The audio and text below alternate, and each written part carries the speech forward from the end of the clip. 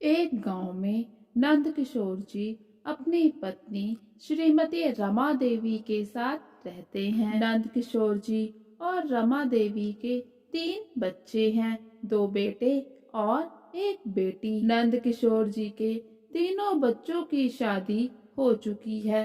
बेटे अपनी पत्नियों के साथ अलग से रहते हैं और बेटी भी ससुराल में रहती है। नंद किशोर जी अपनी पत्नी रमा के साथ अपने पुश्तैनी घर में रहते हैं, जबकि बेटे पुराने घर में नहीं रहना चाहते, इसीलिए शादी के बाद अपनी पत्नियों के साथ अलग से घर में रहते हैं। नंद किशोर जी को अपने पुश्तैनी घर से बहुत ही ज्यादा लगाव है, जिसकी वजह से वो उसको नहीं छोड़ पा रहे, इसीलिए अपनी पत्नी के साथ आज भी वहीं रहते हैं। नंद किशोर जी के दोनों बेटे बहुत ही अच्छी नौकरी करते हैं। नंद किशोर जी ने उनकी पढ़ाई में कोई भी कमी नहीं रखी थी, जिसकी बदौलत आज वो अपने पैरों पर खड़े हैं। नंद किशोर जी अपनी पत्नी रमा के साथ गांव के घर में रह रहे हैं। दोनों का ही जीवन बहुत ही अच्छे से बीत रहा है। सब कुछ बहुत ही अच्छा चल रहा था कि अचानक से एक दिन रमा जी की तबीयत खराब हो जाती है। तो फिर नंद किशोर जी बड़े बेटे के पास जाते हैं, उसे बताते हैं कि उसकी माँ की तबीयत ठीक नहीं है, उसे आराम की जरूरत है और कुछ पैसों के लिए भी कहते हैं। तो बड़ा बेटा ये कहकर मना कर देता है कि इस समय तो उसका हाथ खुद ही बहुत तंग है, वो नंद किशोर जी की कोई मदद नहीं कर सकता। और रही बात माँ की सेवा की, तो इस पर वो कहता है कि उसकी पत्नी तो खुद ही ठीक नहीं रहती, उसकी खुद की तबीयत हर दिन खराब रहती है, वो भला माँ की क्या सेवा करेगी। फिर आगे बड़ा बेटा कहता है कि वो छोटे बेटे के पास चले जाए, वो जरूर उनकी मदद करेगा। नंद किशोर जी भी बिल्कुल ऐसा ही करते हैं। बड़े बेटे के घर से सीधा वो छोटे बेटे के घर की ओर रवाना हो जाते हैं। नंद किशोर जी बहुत ही उम्मीदों के साथ छोटे बेटे के घर में पहुंचते हैं, उसको अपने घर का सारा हाल बताते हैं कि उसकी माँ की तबीयत बिल्कुल भी ठीक नहीं है, उसे थोड़ी सी सेवा और दवाइयों की जरूरत है। छोटा बेटा कहता है, अरे पिताजी, मैं भला इसमें आपकी क्या मदद कर सकता हूँ, मेरी तो अभी अभी नौकरी लगी है, अभी तो मेरे खुद का ही गुजारा अच्छे से नहीं हो पाता, मैं भला आपकी क्या मदद करूं। और रही बात माँ की सेवा की, तो मेरी पत्नी तो बहुत समय के बाद अपने मायके गई है, उसके मायके में उसके भाई की शादी है, अब भला वो शादी छोड़कर कैसे आएगी। वो आगे कहता है, पिताजी, आप बड़े भैया के पास क्यों नहीं जाते, आपको मेरे पास आने की बजाय बड़े भैया के पास जाना चाहिए था।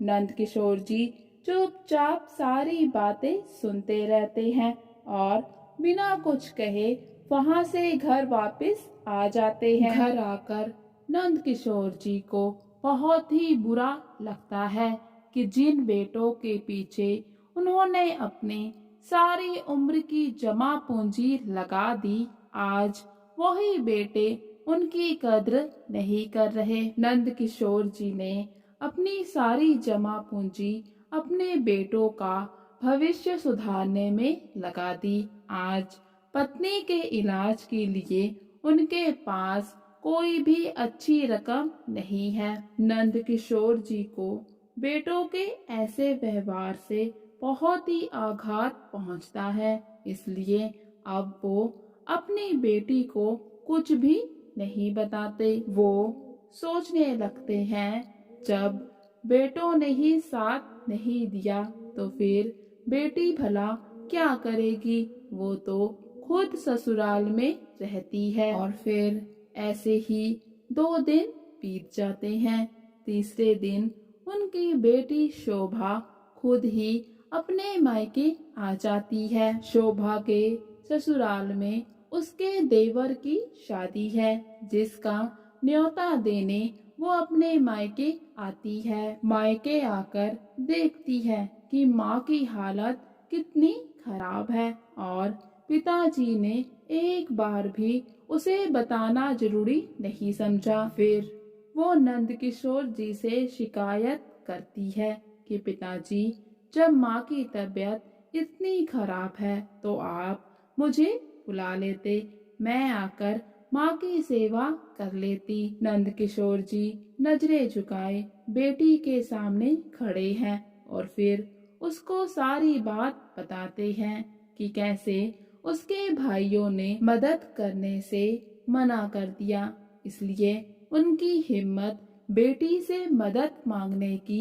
नहीं हुई। अपने पिता को इतना दुखी और उदास देखकर शोभा भी आगे कुछ नहीं कहती और माँ की सेवा में लग जाती है। शोभा अपने ससुराल संदेशा भिजवा देती है कि वो कुछ दिनों के बाद आएगी, उसकी माँ की तबीयत ठीक नहीं है। नंद किशोर जी शोभा से कहते हैं, बेटा, तुम्हारे ससुराल में तुम्हारे देवर की शादी है, तुम चली जाओ। तो शोभा अपने पिताजी से कहती है कि माँ की तबीयत मेरे लिए ज्यादा जरूरी है, देवर की शादी तो मेरे बिना भी हो जाएगी। बेटी का ऐसा जवाब सुनकर जैसे मानो नंद किशोर जी को आंतरिक शांति मिली हो। जो बात वो अपने बेटों के मुख से सुनना चाहते थे, वो बात उन्हें अपनी बेटी के मुख से सुनने को मिली। आज नंद किशोर जी को इस बात का बहुत ही पछतावा है कि उन्होंने अपने बेटों को बहुत ही अच्छी और उच्च शिक्षा दी, लेकिन बेटी को नहीं। उन्हें हमेशा यही लगता था कि बेटे सदैव मेरे पास रहेंगे, बेटी का क्या है, वो तो ससुराल चली जाएगी, उसकी पढ़ाई भला उनके क्या काम आएगी। नंद किशोर जी अतीत में किए हुए अपने इस फैसले पर आज बहुत ही शर्मिंदगी महसूस कर रहे हैं। दूसरी तरफ शोभा जी जान लगाकर माँ की सेवा करती है। कुछ ही दिनों में उसकी माँ भी अच्छी हो जाती है और फिर शोभा भी अपने पिताजी से जाने की इजाजत मांगती है। पिताजी बस एक टुक शोभा को देखे जा रहे थे कि उनकी छोटी सी शोभा आज कितनी बड़ी हो गई है। नंद किशोर जी अंदर ही अंदर शोभा को देखकर बहुत ही भावुक होते हैं, इसलिए वो शोभा से कुछ भी नहीं बोल पाते और फिर शोभा अपने ससुराल वापस चली जाती है। आज नंद किशोर जी भी जान चुके हैं कि आज तक समाज में जो कहानियां वो सुना करते थे कि बेटियां ही माँ बाप का सुख दुख में साथ देते हैं, बेटे तो सिर्फ पैसों तक ही साथ हैं, आज ये कहानी उन्होंने खुद अपने घर में देख ली थी। आज